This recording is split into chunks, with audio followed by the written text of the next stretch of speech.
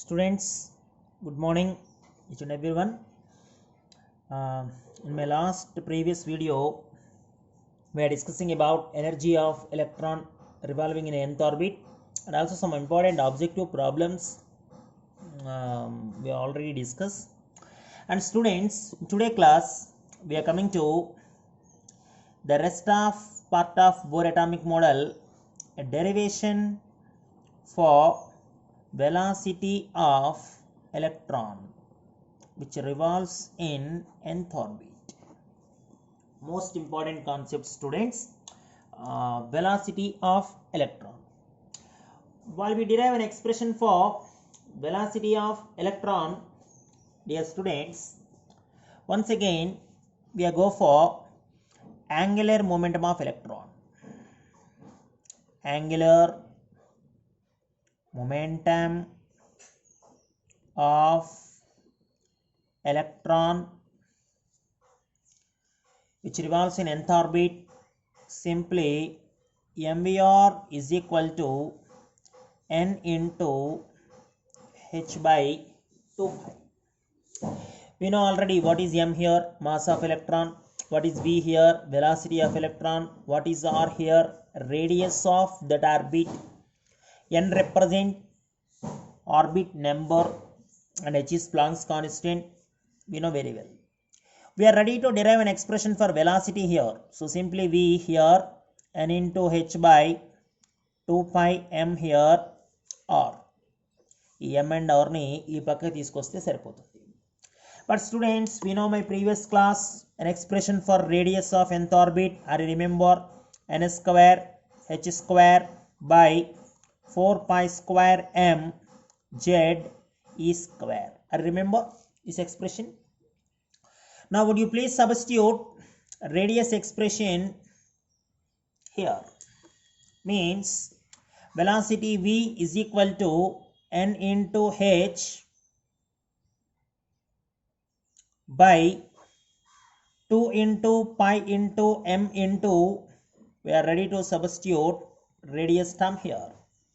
What is radius terms are n square h square by 4 pi square m z e square. Dear students, I think here this is 2 times pi kostundi nanna 2 pi square, pi term is also there, m cancel and rest of one is z e square. Dear students, n square h square means nh remaining here, and this is an expression for velocity of electron, dear students, which revolving in nth orbit. Keep in mind. And if you substituting all the known constant values here, once again h means Planck's constant 6.625 into 10 power minus 34 joule second. Charge means 1.602 into 10 power minus 19 coulombs, and pi means 22 by 7. If we substitute all the known values, we get velocity of electron 2.18 into 10 power 8. What are the variable terms here, sir? What are the variable terms? The two variable terms are, the one is atomic number z and another one is orbit number n, and this is the velocity of electron under unit centimeter per second, dear students, which are revolving in a particular orbit. Keep in mind, very important one, an expression for velocity of electron in nth orbit. Keep in mind, 2.18 into 10 power 8 into z by n. So students, while we coming to two important cases here, velocity of electron, dear students, velocity of electron v is always directly proportional to atomic number z for single electronic species. Okay, now means if you want to draw a graph between velocity of electron and atomic number single electronic species. Single electronic species means what, man? Hydrogen, helium plus, lithium plus 2. Okay, now beryllium plus 3. We are always careful here. Z means not for all elements. Keep in mind. Z atomic number means what, sir? Means for only single electronic species, because Bohr theory is applicable only for single electronic species. Since V is directly proportional to Z, atomic number increases, dear students, velocity of that electron revolving in a particular orbit increases. Is it clear? Very, very important one. And while we coming to the second case, what type of relation we are expected between velocity of electron and orbit numbers are very, very interesting one. Velocity of electron and orbit both are inversely related to each other. Both are inversely related. Z by n means 1 by n. So velocity and orbit both are inversely related to each other, and that's why what type of graph we are expected here sir between velocity of electron and orbit number means orbit number increases, velocity of electron gradually decreases like that. So these two graphs are very, very important in objective point of view. Keep in mind, dear students. Very, very important one. Students, to well explain this one, now let me coming to one idea. Say this is the nucleus, dear students. First shell, second shell, third shell, fourth shell, dear students. Up to which shells are, just imagine infinity shell. Okay, now once electron present in first shell, and then second shell, and then third shell, and then fourth shell, like that. So means n increases, keep in mind, n increases, orbit number increases from 1 to 2, 2 to 3, 3 to 4, like that. Once n increases, what happens for velocities are, velocity gradually decreases, gradually decreases. Okay, now velocity gradually decreases. Once velocity gradually decreases, and if we reach an infinite orbit, the velocity of electron becomes 0. Decreases, and finally becomes 0.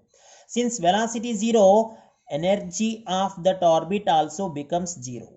I remember my previous video, energy at infinite orbit becomes 0. Why energy of infinite orbit becomes 0, sir? Because velocity is 0. Keep in mind. Okay, now, so velocity of electron 0 means the electron is at what position, sir? Dear students, the electron is at rest position. Keep in mind, the electron is at rest position. Keep in mind. Okay, now once velocity is 0, kinetic energy is 0. Of course, potential energy is generated, but at infinite distance, the potential energy created is also negligible. Okay, now potential energy also negligible, because the distance is very, very high. R is too much increase. R is too much increase means potential energy almost negligible, because potential energy, I remember the formula of potential energy, minus Z square by R. I remember this one. R is very, very high, very, very high, very, very high. Means potential energy very, very low. Denominator term kada, mari R. Infinite orbit ante mari R perigipola, distance perigipoyindi kada. R increase, potential energy decrease, negligible. Okay na, kinetic energy 0, velocity 0, kinetic energy 0. So that's why total energy is also 0. Anduvane manam em antamante electron rest position antam.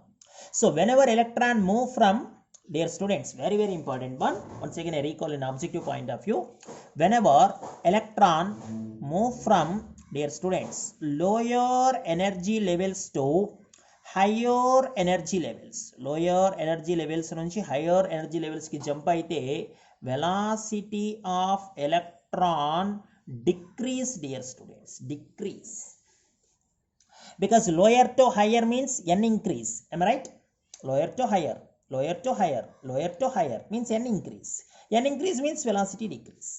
Or students, if electron move from higher energy level to lower energy level, higher to lower. Okay, higher to lower means what, sir? Higher to lower means n decrease. 4 to 3, 3 to 2, 2 to 1, n decrease. N decrease means what, sir? N decrease means, dear students, velocity of electron increase, velocity of electron increase. ఇక్కడ please సరిపోలేదు students, మీరు కొద్దిగా జాగ్రత్తగా రాయండి నోట్స్లో, ఎందుకంటే objective point of వ్యూలో మనకి velocity of electron expression very, very important నాన్న. సో ఆబ్జెక్టివ్ పాయింట్ ఆఫ్ వ్యూలో మనం ఇది ఒకటి కాస్త జాగ్రత్తగా మనం ఐడెంటిఫై చేయగలిగితే సరిపోతుంది. Velocity of electron 2.18 into 10 power 8 nana into Z by n centimeter per second. So velocity always directly proportional to atomic number for single electronic species, and velocity of electron is inversely proportional to orbit number. And and these are two corresponding graphs nana. This is an objective sense, either for mains or NEET, whatever it may be. A very very important expression, dear students. Velocity of electron, keep in mind. Students, next one, very very careful to observe this one nana. After velocity of electron, orbital frequency, most important one, orbital frequency. Orbital frequency may also be called number of revolutions, dear students, made by electron per second. Okay, electron any revolutions చేసింది nucleus చుట్టూ. So number of revolutions per second. Okay na? So number of revolutions per second made by an electron in a shell. మనకి JEE మెయిన్స్లో ఈ మధ్య కాస్త ఎక్కువ సార్లు అడుగుతున్నటువంటి బిట్ ఇది. ఆర్బిటాల్ ఫ్రీక్వెన్సీ అంటాం మనం దీన్ని, ఎందుకంటే ఫ్రీక్వెన్సీ అంటేనే the number of revolutions made by electron per second అనమాట. ఆర్బిటాల్లో రివాల్వ్ అవుతోంది కాబట్టి electron, dear students, say this is nucleus and this is orbit. Just imagine electron continuously revolving around the nucleus, we know very well. So within 1 second, how many revolutions made by electron within that orbit? We call it as orbital frequency. Okay na? A very very important one, students, keep in mind. Students, దీనికే మరో పేరు ఉందన్న frequency of revolution. Frequency of revolution. వాడు ఏ పేరుతో అయినా పిలవచ్చునన్న దీన్ని, అందువల్ల మీరు కొద్దిగా జాగ్రత్తగా ఈ నేమ్స్ అన్ని మీరు అబ్జర్వ్ చేయాలి. Orbital frequency or some of the books stay this is orbit frequency because electron continuously revolving around the orbit, and that's why orbit frequency, or in some books say that is orbital frequency, or some books says that is a frequency of revolution, or some books says that is a number of revolutions made by electron per second within shell, whatever it may be. Okay na? So this is our topic today, orbital frequency or orbit frequency or frequency of revolution or number of revolutions made by second. Okay sir, how are you ready to calculate, sir? How are you ready to calculate frequency? Most important one, students, most important one, keep in mind. Okay, now let me explain how it is possible. Just look at that. మీరు మర్చిపోకుండా వినండి ఎలా answer చేయాలి మనం ఇది అన్నది. we know first of all what is frequency and clarity ఉందా? frequency అంటే absolutely sir inverse of time, 100% right, inverse of time. అందువల్లే మనం యూనిట్స్ కూడా దీనికి సెకండ్ ఇన్వర్స్ అని చెప్పుకున్నాం, గుర్తుందా మీకు? నాన్న, how can you define velocity of a particular body? velocity ఎలా డిఫైన్ చేస్తాం?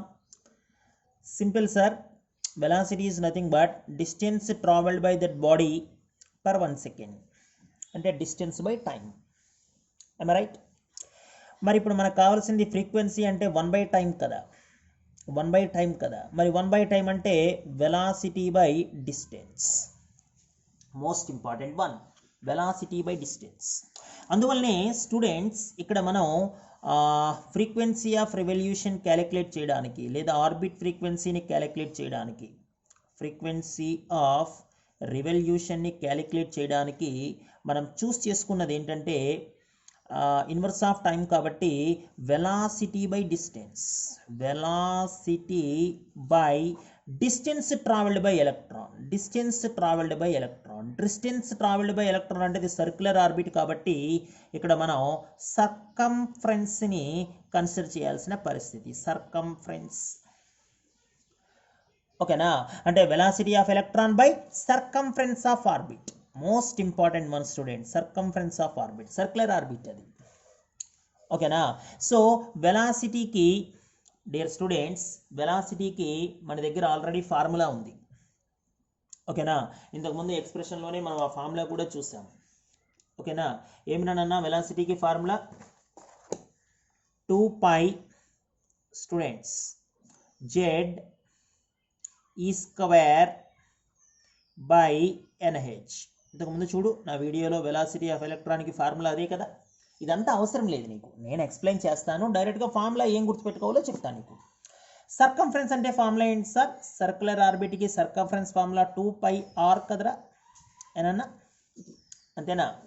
ఇప్పుడు ఇందులో ఏమేం క్యాన్సిల్ చూడరానన్నా, ఇంకొకసారి మళ్ళీ రాద్దాం చూడు. 2π z² రానన్నా, ఇది NH ఓకేరా బై మళ్ళీ ఇది 2π రానన్న. ఆర్ అంటే మళ్ళీ ఆర్ ఫార్ములా రాయాలి, రేడియస్ ఫార్ములా రాయాలి. n² h² by 4π² m z² ఇది రాయాలి. ఇప్పుడు అల్టిమేట్గా వాడి థింగ్ ఏంటంటే ఇక్కడ ఒక కామన్ వాల్యూ ఉంటుంది మనకి, ఓకేనా? నెంబర్ ఆఫ్ రెవల్యూషన్స్కి ఒక కామన్ వాల్యూ ఉంటుంది. ఎంత సార్? ఇప్పుడు ఇందులో ఉన్న కాన్స్టెంట్స్ అన్నీ కూడా నేను సబ్స్టిట్యూట్ చేసేస్తే ఆల్మోస్ట్ 6.66 ఇంటూ 10⁻15. దీంతో నీకేం ప్రాబ్లం లేదు. కాన్స్టెంట్స్ అంటే ఏమేమి సబ్స్టిట్యూట్ చేశారు సార్? పై సబ్స్టిట్యూట్ చేస్తా, చార్జ్ సబ్స్టిట్యూట్ చేస్తా, హెచ్ సబ్స్టిట్యూట్ చేస్తా, ఏనన్నా మాస్ ఆఫ్ ఎలక్ట్రాన్ సబ్స్టిట్యూట్ చేస్తా, ఇవన్నీ సబ్స్టిట్యూట్ చేస్తా. ఇంకా వేరియబుల్ టర్మ్స్ ఏంటన్నది చాలా కీలకమైన అంశం ఇక్కడ. వేరియబుల్ టర్మ్స్ చాలా కీలకం ఇక్కడ. సో ఇక్కడ ఒక జెడ్ ఉంది రా నాన్న, ఈ కింద ఒక జెడ్ ఉంది. సో ఈ జెడ్ కూడా పైకి వచ్చింది అనుకో నాన్న, Z into Z what's are Z into Z z². Keep in mind. ఇక్కడ ఒక n² ఉంది నాన్న, ఇక్కడ ఒక n ఉందిరా, రెండు క్యాన్సిల్ అయిపోవురోయ్. ఈ n కూడా కిందకు వస్తుంది, పక్కకు వస్తుంది దీనికి. అంటే n ఇంటూ n² అనమాట, అంటే n³ dear students, n³. Is it fair నాన్న? దీన్నే మనం ఆర్బిటాల్ ఫ్రీక్వెన్సీ అంటాం, లేదా సింపుల్గా ఫ్రీక్వెన్సీ ఆఫ్ రివల్యూషన్ అంటాం. Frequency of revolution. Okay now, so this is the formula for frequency of revolution. Just look at that, number of revolutions made by electron. Very important one. Under units watts are, dear students, under units second inverse. 1/time kada. So సింపుల్గా ఆబ్జెక్టివ్లో ఎక్కడ important అంటే ఇది students, ఆబ్జెక్టివ్లో ఎక్కడ important అంటే frequency of revolution. Dear students, frequency of revolution is directly proportional to what? Inversely proportional to what? This is the most important.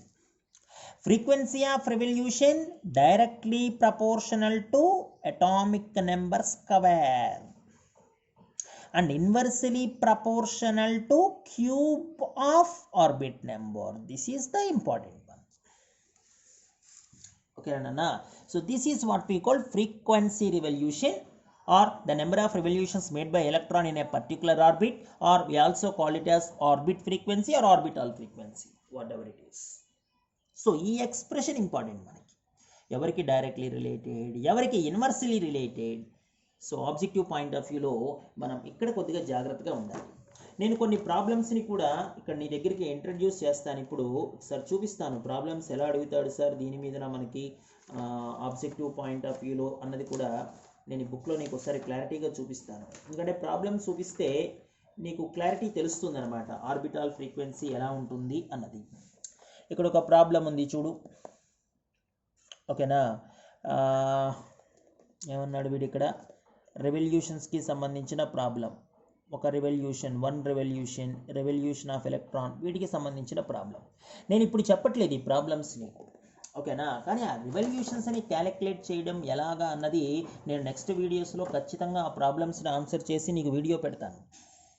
అయితే concept important అని చెప్తున్నాను నేను, ఓకేనా? ఇది frequency of revolution. Frequency of revolution తర్వాతన another important one, time period of revolution. రెండు ఒకదాంతో ఒకటి రిలేటెడ్ అన్న. Time period of revolution. Time period of revolution అంటే ఏంటి sir? Time period of revolution అంటే ఆ రెవల్యూషన్స్ చేయడానికి ఎంత టైం పట్టింది అని అర్థం, ఓకేనా? అరే మనకి తెలిసింది ఇప్పుడు డియర్ స్టూడెంట్స్, ఫ్రీక్వెన్సీ అంటే ఇన్వర్స్ ఆఫ్ టైం కదరా. మరి టైం పీరియడ్ టీ అంటే సార్ ఇన్వర్స్ ఆఫ్ ఫ్రీక్వెన్సీరా. Simple logic dear students. అంటే నీకు టైం పీరియడ్ కావాలంటే నువ్వు inverse of frequency of revolution చేస్తే చాలు. Inverse of frequency of revolution అనమాట. Keep in mind. అంటే time period t is equal to 1 by dear students ఆ ఫ్రీక్వెన్సీ ఆఫ్ రెవల్యూషన్ ఇక్కడ రాస్తే సరిపోతుందిరా. ఎంత సార్ ఫ్రీక్వెన్సీ ఆఫ్ రెవల్యూషన్? అదిగో పైన ఉందిగా ఎక్స్ప్రెషన్ 6.66 ఇంటూ 10^15 రా ఇంటూ జెడ్ స్క్వేర్ నాన్న ఎన్ క్యూబ్ రా. ఓకేనా? మరి టైం పీరియడ్ t ఎంత sir dear students? 1 by what we call 6.66 రా. ఓకేనా? 1 బై 6.66 అంటే డియర్ స్టూడెంట్స్ 0.15 ఆల్మోస్ట్ నాన్న ఇంటూ 10 పవర్ ఇక్కడ 15 రా, పైకి వస్తే -15 నాన్న. మోస్ట్ ఇంపార్టెంట్ ఆస్పెక్ట్ ఏంటంటే ఫ్రీక్వెన్సీ ఆఫ్ రెవల్యూషన్ జెడ్ స్క్వేర్కి డైరెక్ట్లీ రిలేటెడ్ అయితే ఎన్ క్యూబ్ ఈసారి పైకి వస్తుంది కదా. టైం పీరియడ్ ఎన్ క్యూబ్కి డైరెక్ట్లీ రిలేటెడ్. ఓకేనా? ఫ్రీక్వెన్సీ ఆఫ్ రెవల్యూషన్ ఎన్ క్యూబ్కి ఇన్వర్స్లీ రిలేటెడ్ అయితే టైం పీరియడ్ జెడ్ స్క్వేర్కి ఇన్వర్స్లీ రిలేటెడ్. అందువల్ల ఇది ఆబ్జెక్టివ్ అయింది. అర్థమవుతుందా? ఎందుకంటే ఫ్రీక్వెన్సీ ఆఫ్ రివల్యూషన్లో Z square by n cube ఉన్న టర్మ్ కాస్త ఇక్కడ ఇన్వర్స్ కాబట్టి n cube by Z square అవుతుంది. ఓకేనా? అందువల్ల ఆబ్జెక్టివ్ పాయింట్ ఆఫ్ వ్యూలో ఈ టైం పీరియడ్ ఏదైతే ఉందో డియర్ స్టూడెంట్స్, ఈ టైం పీరియడ్ ఏదైతే ఉందో is always directly proportional to cube of orbit number and inversely proportional to square of atomic number. Most important one. వీటి మీద ప్రాబ్లమ్స్ చేయాలి మనం ఆబ్జెక్టివ్ పాయింట్ ఆఫ్ వ్యూలో ఇప్పుడు. ఓకేనా?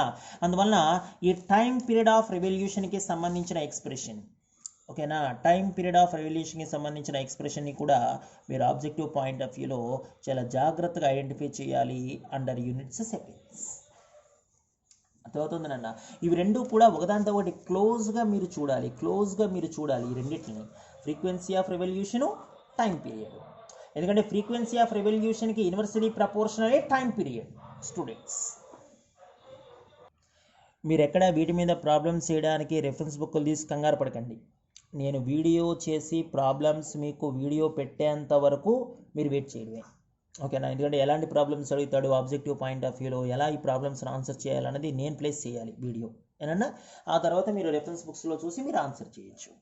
ఆ స్టూడెంట్స్ ఇవి రెండు కొద్దిగా జాగ్రత్తగా గమనించండి స్టూడెంట్స్. ఆ తర్వాతన మనందరం కాస్త కేర్ఫుల్గా అబ్జర్వ్ చేయాల్సిన మరొక అంశం dear students, ionisation potential. Very very important one రానన్న.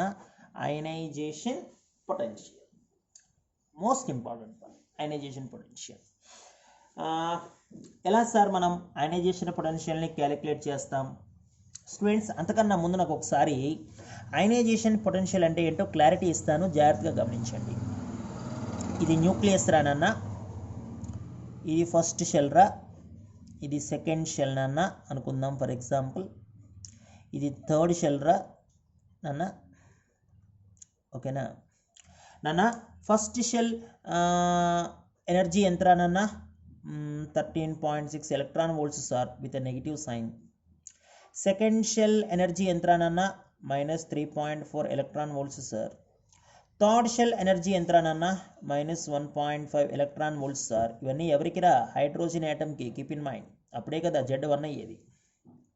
Z1 కాకపోతే మళ్ళీ మారిపోతుంది అందుకని. సో ఇప్పుడు థింగ్ ఏంటంటే, ఇప్పుడు ఫర్ ఎగ్జాంపుల్ స్టూడెంట్స్, ఈ ఫస్ట్ షెల్లో ఒక ఎలక్ట్రాన్ ఉందిరా నాన్న. ఓకేనా? ఆ ఎలక్ట్రాన్ని నేను రిమూవ్ చేయాలంటే, బయటికి తీసేయాలంటే కొంత ఎనర్జీ ఇవ్వాలి నేను. దాన్నే మనం అయనైజేషన్ పొటెన్షియల్ అంటున్నాం, లేదా దానికే మనం పెట్టిన పేరు ఏంటంటే అయనైజేషన్ ఎనర్జీ అని. సో స్టూడెంట్స్ ఇక్కడ థింగ్ ఏంటంటే, ఈ న్యూక్లియస్కి ఎలక్ట్రాన్కి మధ్య స్ట్రాంగ్ అట్రాక్షన్ ఫోర్సెస్ ఉంటాయి. సో అయనైజేషన్ పొటెన్షియల్ అంటే minimum amount of energy required to remove electron కదా. ఏమన్నా అనుకుందాం, ఫర్ ఎగ్జాంపుల్ ఒక ఎలక్ట్రాన్ రిమూవ్ చేస్తాం అనుకుందాం. ఓకేనా? సో ఇప్పుడు ఇదే అవుటర్ మోస్ట్ షెల్ అనుకోండి పిల్లలు, ఇప్పుడు ఇదే అవుటర్ మోస్ట్ షెల్ అనుకోండి. ఫస్ట్ షెల్లే అవుటర్ మోస్ట్ షెల్, ఇంకా సెకండ్ థర్డ్ లేవు ఇక్కడ. ఓకేనా? అనుకుందాం జస్ట్ ఇమాజిన్. సో ఇప్పుడు వీటి మధ్య ఉన్నటువంటి అట్రాక్షన్ ఫోర్సెస్ని బ్రేక్ చేసి ఆ ఎలక్ట్రాన్ని బయటికి తీయాలంటే నేను కొంత ఎనర్జీ ఇవ్వాలి. ఎంత ఎనర్జీ ఇవ్వాలో తెలుసా? నేను ఆ ఆర్బిట్కి ఎంత ఎనర్జీ అయితే ఉందో -13.6 కదా, అంత ఎనర్జీని నేను సప్లై చేయాలి. ఓకేనా, అంటే నేను సప్లై చేయాల్సిన ఎనర్జీ ప్లస్ 13.6 ఎలక్ట్రాన్ వోల్ట్స్ అనమాట. ఇదే అయనైజేషన్ ఎంథాల్పీ అంటే. ఓకేనా, అంటే ప్లస్ 13.6 ఎలక్ట్రాన్ వోల్ట్స్ ఎనర్జీని నేను సప్లై చేస్తే ఈ న్యూక్లియస్కి ఎలక్ట్రాన్కి మధ్య ఉన్న అట్రాక్షన్ ఫోర్సెస్ బ్రేక్ అయ్యి ఎలక్ట్రాన్ ఈజీగా అవుటర్ మోస్ట్ షెల్ నుంచి బయటకు వచ్చేస్తుంది. Please observe this one. This is what we called ionisation potential. ఒకవేళ సెకండ్ ఆర్బిట్ వ్యాలెన్సీ షెల్ అనుకుందాం. సెకండ్ షెల్ వ్యాలెన్సీ షెల్ అనుకుందాం. నేను ఇప్పుడు ఎంత ఎనర్జీ ఇవ్వాలి సార్ ఎలక్ట్రాన్ని బయటికి తీయాలంటే? డియర్ స్టూడెంట్స్, ఇప్పుడు నువ్వు ఎలక్ట్రాన్ని బయటికి తీయాలంటే సెకండ్ షెల్ ఎనర్జీ -3.4 కాబట్టి నువ్వు ప్లస్ 3.4 ఎలక్ట్రాన్ వోల్ట్స్ ఇవ్వాలి. ఓకేనా, థర్డ్ షెల్ వ్యాలెన్సీ షెల్ అయితే sir, third shell valency shell అయితే ప్లస్ 1.5 ఎలక్ట్రాన్ వోల్ట్స్ ఇవ్వాలి. ప్లస్ అంటున్నారేంటి సార్, ప్రతిసారి ప్లస్ అంటున్నారేంటి? మరి అయనైజేషన్ పొటెన్షియల్ అంటే ఎనర్జీ రిక్వైర్డ్ కదరా. ఎనర్జీ రిక్వైర్డ్ అంటే అబ్జార్బ్డ్ ఫినామినా కదా, ఎండోధర్మిక్ కదా, మనం ఇస్తున్నాం కదా ఎనర్జీ. అందువల్ల అయనైజేషన్ పొటెన్షియల్ ఎప్పుడు నువ్వు పాజిటివ్ సైన్తో చూపించాలి dear students. Very very important one. ఓకేనా, అందువలన ఇక్కడ ఒక చిన్న క్లారిటీ ఏంటంటే ఇప్పుడు నేను చెప్పేది మీకు dear students, for hydrogen atom, hydrogen యాటమ్ని కనుక మనం తీసుకుంటే ఓకేనా, what is ionisation potential sir? Ionisation potential ఏమవుతుంది సార్ హైడ్రోజన్ యాటమ్కి డియర్ స్టూడెంట్స్? ఎంత అవుతుంది అన్న ionisation potential? Simple, plus 13.6a. ఎందుకంటే యాక్చువల్గా ఫార్ములా 13.6 ఇంటూ Z²/n² నాన్న. నెగిటివ్ సైన్ ఉండదు, పాజిటివ్ సైన్ ఉంటుంది. ఎందుకంటే అయనైజేషన్ పొటెన్షియల్ అంటే ఎనర్జీ రిక్వైర్డ్ ఫినామినా కదా. నేను హైడ్రోజన్ యాటమ్ అన్నాను రా. ఓకేనా, హైడ్రోజన్ యాటమ్ అన్నాను కాబట్టి ప్లస్ 13.6 ఇంటూ ఇది 1² నాన్న. ఎన్ ఎప్పుడు 1రా పిల్లలు, ఎన్ ఎప్పుడు 1. ఎందుకంటే మనం బోర్ థియరీ అప్లై చేసేదే సింగిల్ ఎలక్ట్రానిక్ స్పీషీస్కి, ఏనన్నా అవునా కదా. మరి సింగిల్ ఎలక్ట్రానిక్ స్పీషీస్ అయినప్పుడు సాధ్యమైనంత వరకు వ్యాలెన్సీ షెల్ ఫస్ట్ షెల్లే అవుతుంది. ఓకేనా, సో కాబట్టి సింపుల్గా డియర్ స్టూడెంట్స్ ఎంత సార్ అయనైజేషన్ పొటెన్షియల్ అంటే ప్లస్ 13.6 ఎలక్ట్రాన్ వోల్ట్స్ అనమాట. ఎవరికి? హైడ్రోజన్ యాటమ్కి. Keep in mind. థింగ్ ఏంటంటే సార్ మరి హైడ్రోజన్ లైక్ స్పీషీస్కి sir, for hydrogen like species, ఒకవేళ హైడ్రోజన్ లైక్ స్పీషీస్కి అయితే అయనైజేషన్ పొటెన్షియల్ ఫార్ములా ఏమవుతుంది sir? Very interesting one, ionisation potential formula. So hydrogen like species కనుకోనన్న ప్లస్ 13.6 ఇంటూ Z² రాస్తే సరిపోతుందిరా. ఓకేనా, ఎలక్ట్రాన్ వోల్ట్స్ అనమాట. బై n² అవసరం లేదు, ఫస్ట్ ఆర్బిటే కదా. అదవుతుందన్న. ఓకేనా, very very important one. Okay, ఇక్కడ ఒక చిన్న 2 మార్క్స్ క్వశ్చన్ ఒకటి మీకు ఇంట్రడ్యూస్ చేసే ప్రయత్నం చేస్తున్నాను ఆబ్జెక్టివ్ పాయింట్ ఆఫ్ వ్యూలో. మన ఐపీలో 2 మార్క్స్ క్వశ్చన్ ఇది, ఆబ్జెక్టివ్ క్వశ్చనే. Ionisation energy of hydrogen atom వాడు ఇచ్చేస్తాడు 13.6 అని. స్టూడెంట్స్, మనల్ని అయనైజేషన్ ఎనర్జీ కట్టమంటున్నాడు హీలియం ప్లస్కి Li+2కి, హీలియం ప్లస్కి Li+2. సరేనా, ఎలా సార్ మరి అయనైజేషన్ పొటెన్షియల్ హీలియం ప్లస్కి ఎలా కడతాను సార్, అదే రకంగా Li+2కి ఎలా కడతాను సార్, ఆబ్జెక్టివ్లో ఎలా చేయాలి దీన్ని? అరే ఫార్ములా క్లియర్ రా నాన్న. ప్లస్ 13.6 రా ఇంటూ Z² అంటే 2² సరిపోతుంది, హీలియం కదా. లిథియం +2కి ఎలా సార్? 13.6 రా నాన్న, మరి లిథియం 3² కదా డియర్ స్టూడెంట్స్. ఓకేనా, ఇంటూ 4 కాబట్టి ఇది మేబీ 54.4 ఎలక్ట్రాన్ వోల్ట్స్ అయి ఉంటుంది. ఇది ఇంటూ 9 కాబట్టి స్టూడెంట్స్ మేబీ 122.4 ఎలక్ట్రాన్ వోల్ట్స్ అయి ఉంటుంది. కానీ రెండు కూడా పాజిటివ్ వాల్యూసే. ఇది అయనైజేషన్ పొటెన్షియల్ అంటే. నీ క్లారిటీ వచ్చి ఉంటుంది. క్లాసిఫికేషన్ ఆఫ్ ఎలిమెంట్స్లో నీ 10th క్లాస్లో కూడా నీ క్లారిటీ లేదు అయనైజేషన్ పొటెన్షియల్ అంటే ఏంటో. ఇప్పుడు వచ్చింది చూడు క్లారిటీ. ఎంత ఎనర్జీ ఇవ్వాలి సార్? మన మైండ్లో మనకి ఇది చిన్నప్పటి నుంచి మన లోయర్ క్లాసెస్ నుంచి మనకు అర్థం కాని డౌట్ ఇది. ఎంత ఎనర్జీ ఇవ్వాలి సార్ అసలు నేను ఎలక్ట్రాన్ బయటికి రావాలంటే? ఇదిగో క్లియర్. అది ఏ ఆర్బిట్లో అయితే రొటేట్ అవుతోందో ఆర్బిట్ ఎనర్జీ ఎంతో చూడు. ఆర్బిట్ ఎనర్జీకి ఈక్వల్ మ్యాగ్నిట్యూడ్ ఎనర్జీని కనుక ఇస్తే ఆ అట్రాక్షన్ ఫోర్సెస్ ఎక్కడికక్కడ బ్రేక్ అయ్యి ఎలక్ట్రాన్ బయటకు వస్తుంది. అందువల్లనే అయనైజేషన్ పొటెన్షియల్ని స్టూడెంట్స్ మనం ఎప్పుడూ కూడా పాజిటివ్ సైన్తోనే రిప్రజెంట్ చేయాలి తప్ప నెగిటివ్ సైన్తో మనం రిప్రజెంట్ చేసే పరిస్థితి లేదు. పిల్లలు ఓకేనా? Very very important one dear students. So వీటికి సంబంధించి ఇంకా ఆబ్జెక్టివ్ పాయింట్ ఆఫ్ వ్యూలో మనకి ప్రాబ్లమ్స్ ఎలా అడుగుతాడు సార్, ఓకేనా, ఎలా మనం ఆన్సర్ చేయాలి ప్రాబ్లమ్స్ని. సో ఈ విషయాలన్నీ కూడా నేను నా తర్వాత వీడియో నెక్స్ట్ వీడియోలోనే ఈ ప్రాబ్లమ్స్కి సంబంధించిన వీడియో పెడతాను. ఓకేనా? మీరు అప్పటి వరకు జస్ట్ వెయిట్ చేయండి. నేను ఆ వీడియోలో ప్రాబ్లమ్స్ ఎలా ఆన్సర్ చేయాలనేది మీకు చెప్పే ప్రయత్నం చేస్తాను. ఓకేనా? Thank you students, thank you. ఇదంతా కూడా నోట్స్లో కొద్దిగా జాగ్రత్తగా రాసే ప్రయత్నం చేయండి. Thank you each and everyone. Bye.